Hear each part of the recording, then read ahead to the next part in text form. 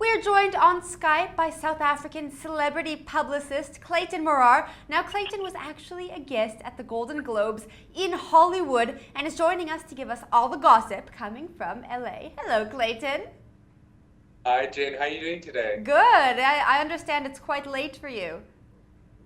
It is. It's almost midnight here in Los Angeles, but it's been a very, very busy few days.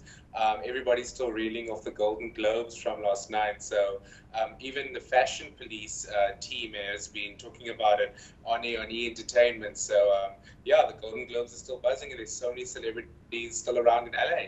All right, well, of course, here in South Africa, we've all been talking about the best and worst dressed, but we only had pictures to go off of. You were actually there. Who was your best dressed and who was your worst dressed?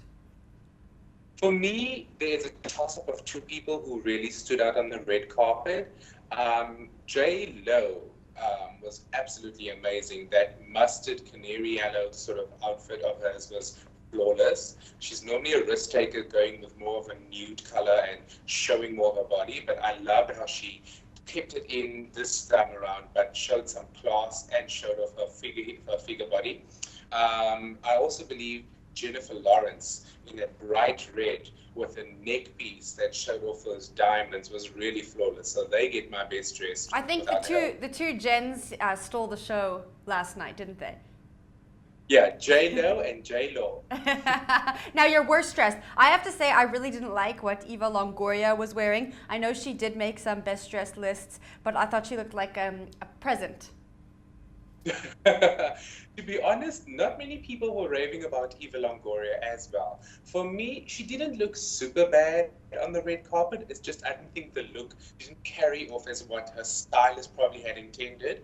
She is up there for the worst dressed contender. However, I do believe that Rooney Mara in that chiffon sort of carpety sort of look that just really showed chiffon and everything just coming out in ruffles didn't impress a lot of people, and me too. It was just very nude, very bland, and I doubt that she dazzled anybody of all the Fashion Police members as well as the media members that were there. So she gets my worst dressed list.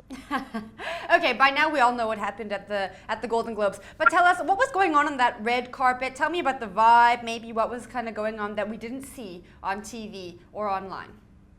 You know, the Golden Globes is intense, like just everybody from around the world. You know, it's put together by the Hollywood Foreign Press Association. So there are literally hundreds of journalists that have flown in, and there are various after that take place on the night. So you have to be an invited guest to the after party. So you'll see people with name tags scrambling, trying to get in. There was the InStyle after party. There was the Fox after party. I was invited as a guest of NBC Universal for their after party. So while you're trying to get through the red carpet, there are each and every celebrity that you bypass has their hair and makeup person, has their publicist, has their manager literally escorting them, plus the bodyguard or two, whereas in J-Lo's case, a bodyguard of 5, trying to make sure that no fans, no people are like bombarding them as they literally make their way from reporter to reporter. The red carpet is just filled with flashes from photographers and cameras with all the TV stations. It's really mind-blowing to see that live in person. Okay, with all those bodyguards and security and makeup artists trying to make sure that fans don't get close to these celebrities, how did you get so many selfies?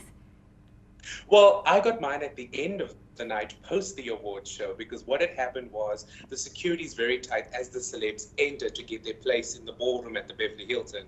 I was part of the viewing room at the NBC Universal party. So once the awards show was finished, I made my way down and back into the red carpet, because that was the way people could enter the venue after they were dropped off in their Uber cars or their valets. So they had to go through the red carpet to enter the Beverly Hilton Hotel or to exit it. So as they were either entering or leaving the parties, they were coming through the red carpets, and I managed to get all those selfies.